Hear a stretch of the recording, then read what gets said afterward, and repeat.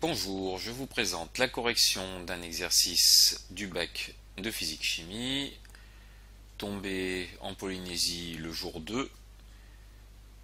Il s'agit de l'exercice 1, le seuil d'oseille, pour lequel on va corriger que la partie 1 pour l'instant. Donc le sel d'oseille est une substance chimique présente sous la forme d'un solide cristallin blanc, incolore et inodore. Il était historiquement extrait de certaines plantes telles que l'oseille ou la rhubarbe. On le nomme aussi, en nomenclature officielle, l'acide éthane-dioïque, ou plus communément acide oxalique. Cette substance est actuellement utilisée dans l'industrie pour la création de polymères, mais peut être aussi employée dans de nombreux autres domaines, produits nettoyants, répulsifs à frelons en apiculture, etc. Donc ça c'est l'introduction, il va y avoir toujours une introduction sur un exercice de bac. L'objectif de cet exercice est de valider deux hypothèses sur le type d'acidité de l'acide oxalique, puis dans un second temps de retrouver la formulation de cet acide dans un produit ménager. Donc là nous corrigeons uniquement la première partie. Première hypothèse, l'acide oxalique est un diacide fort. Le sujet donne certaines données, d'abord un tableau d'électronégativité et deuxièmement la formule semi-développée de l'acide oxalique. 1.1, il faut donner la définition d'une espèce acide selon Bronsted, puis justifier le terme diacide pour l'acide oxalique. Première question, question de cours, donc il faut préciser qu'un acide est une espèce chimique capable de céder un proton H+. Et ensuite, pour l'acide oxalique, il a deux fonctions acide carboxylique, il peut donc céder deux protons, celui-ci et celui-ci, et c'est pour ça qu'on appelle ça un diacide, puisqu'il a deux fonctions acides. 1.2, représentez sur votre copie la représentation de Lewis de l'acide oxalique ainsi que celle de l'une des deux autres formes acido-basiques.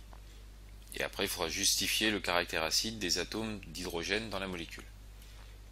Donc pour la représentation de Lewis, il faut qu'on ajoute les doublés non-liants sur la formule développée qui correspond à ça.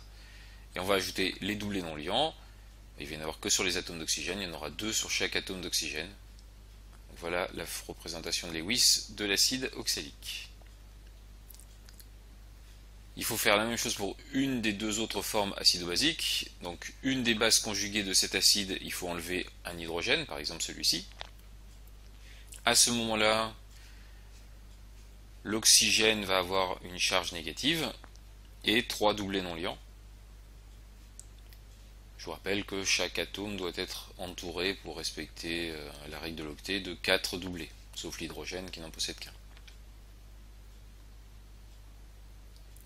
On aurait pu enlever l'hydrogène de l'autre côté. On peut à la rigueur enlever les deux, dans le cas de la forme la plus basique. Donc il faut aussi justifier le caractère acide des atomes d'hydrogène dans la molécule.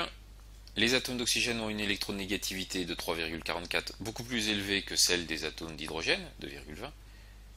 Ce qui veut dire que la liaison OH est polarisée. L'atome d'oxygène possède une charge partielle négative et l'atome d'hydrogène une charge partielle positive, ce qui va favoriser le départ du H+, avec une charge positive complète. 1.3. Donner les deux couples acide-base associés à l'acide oxalique, puis donner la particularité de l'espèce chimique présente dans les deux couples. Si on reprend l'acide oxalique, sa formule brute, on peut l'écrire H2C2O4. Dans un premier temps, il va perdre un H+, et il va donner HC2O4-, ça c'est le premier couple. Et HC2O4- peut encore perdre un H+, pour donner C2O4-2-. Voici les deux couples liés à l'acide oxalique. L'ion HC2O4- est une espèce chimique amphotère. Il est l'acide dans un des couples et la base dans l'autre couple. Question de cours. Alors, deuxième partie de l'exercice, donc on a de nouveau des renseignements. Au laboratoire, on mesure le pH d'une solution d'acide oxalique de concentration en acide apporté C0 égale à 5,00 fois 10 puissance moins 2 mol par litre. La valeur du pH obtenue est de 1,47. On souhaite modéliser la transformation chimique entre l'acide oxalique et l'eau en émettant l'hypothèse que l'acide oxalique se comporte comme un diacide fort.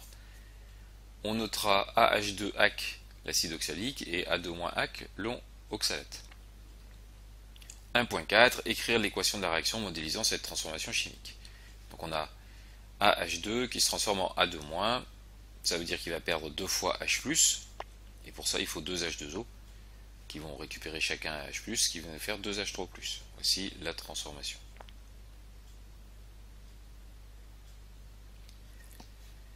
« 1.5. En déduire que, dans le cas de l'hypothèse précédente, donc diacide fort, la valeur de la concentration en quantité de matière en ion oxonium, concentration de H3+, est égale à 1,00 fois 10 puissance moins 1 mol par litre. On pourra s'appuyer sur un tableau d'avancement. On ne va pas le faire dans ce cas-là, parce que d'après l'équation qui est ici, chaque AH2 permet la formation de 2 ions H3+.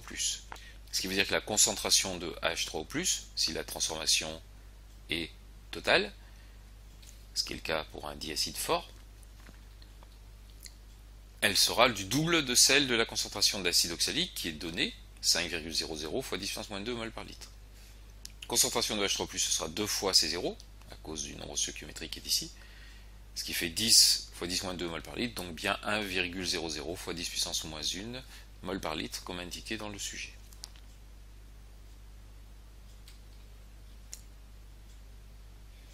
On a une donnée, la concentration standard C0 est égale à 1,0 mol litre moins 1. 1.6, à l'aide du résultat précédent, calculer la valeur du pH théorique de la solution, puis justifier que l'hypothèse que l'acide oxalique est un diacide fort n'est pas valide. Donc, par définition, le pH c'est moins log de concentration en H3+ sur C0, relation à donner. On fait le calcul avec la concentration qu'on a dans la question d'avant, qui est donnée dans la question d'avant, donc même si on n'a pas fait la question d'avant, on peut faire cette question-là. pH est moins log de 1,00 fois 10 puissance moins 1 sur 1,0, ce qui fait 1,0. La valeur du pH mesuré dans le sujet est de 1,47, donc l'hypothèse est fausse. Si l'acide oxalique était un acide fort, on devrait avoir 1,0 et pas 1,47. Voici pour la correction de la première partie de cet exercice.